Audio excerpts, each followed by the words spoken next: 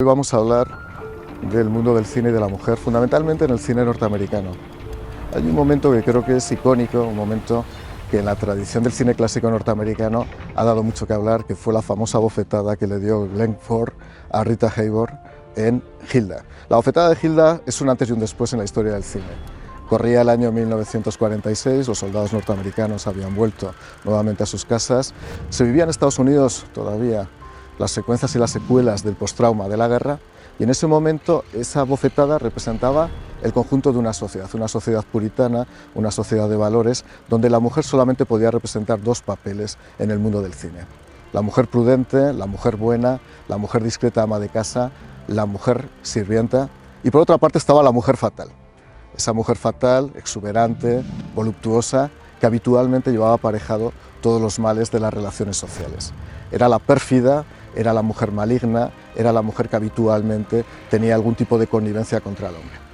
¿Por qué fue así? Fundamentalmente porque había que respetar los cánones de aquella época. En aquella época era muy importante que la mujer tuviera un rol de acompañamiento del hombre, y que cuando la mujer rompía con ese rol, teníamos que colocarlas en el ángulo o en el borde de la fatalidad. Ahí vienen las vampiresas, vienen las mujeres fatales, ¿no?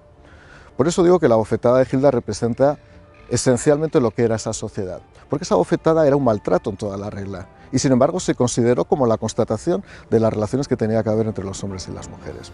Fue así.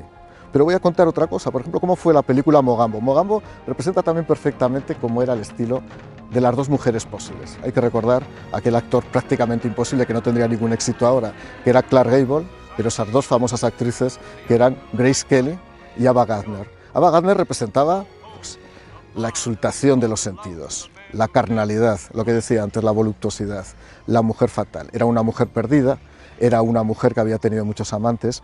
Grace Kelly era una mujer que estaba casada, formalmente casada. Quiero recordar que el matrimonio formaba parte de la institución regular de aquella época, y cuando las dos se postulan en el amor de Clark Gable, aunque Clark Gable quiere a Grace Kelly, como está casada no va a romper el matrimonio. Sin embargo, Ava Gardner, que era la mujer perdida, decide finalmente entregarse y Clark Gable hacer pareja con ella. Eso sí, tenía que haber una redención, y vemos a Ava Gardner rezar y pedir perdón al final de la película. Esos eran los dos grandes esquemas y arquetipos. Tiene que pasar mucho, tiene que ponerse los pantalones en algún momento nuestra Katharine Hepburn para de alguna manera ver cómo evolucionaba ya el estilo y las formas de vida. Mae West, que fue una de las precursoras en los años 30, quiero recordar que incluso fue condenada a 10 días de cárcel por corrupción de juventud. Luego llegó el estilo Marilyn Monroe. Marilyn Monroe formaba parte de la mujer guapa, voluptuosa, imbécil, que era otra forma también de representar los arquetipos de aquella época. En los años 70-80 comenzó a haber un cine ya de compromiso, pero hay una película que yo creo que también de alguna manera representa un antes y un después en la historiografía del cine moderno, que es Thelma y Luis. En Thelma y Luis realmente es un vestigio, pero permanente, de lo que es la lucha de dos mujeres en una relación ambigua contra el sistema de opresión y de violencia que había en aquel momento. Pero como estamos a principio de año y vamos a hablar de los Oscar también, ¿qué pasa con los Oscars? Si hacemos un estudio de las 12 últimas películas ganadoras de los Oscars, nos vamos a llevar una sorpresa, porque todas, salvo el año pasado y con matices, los protagonistas son hombres.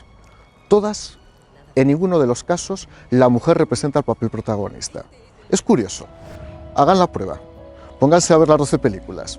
Insisto, salvo el año pasado, que es una mujer atormentada de la Guerra Fría en una película un tanto curiosa, como es La forma del agua, donde la mujer sufre violencia también. El resto de películas, en ningún caso, la mujer es protagonista. Pero es que en los principales papeles de las mujeres en esas películas, el 75% aproximadamente de esos papeles están vinculados a la vida en familia y al amor.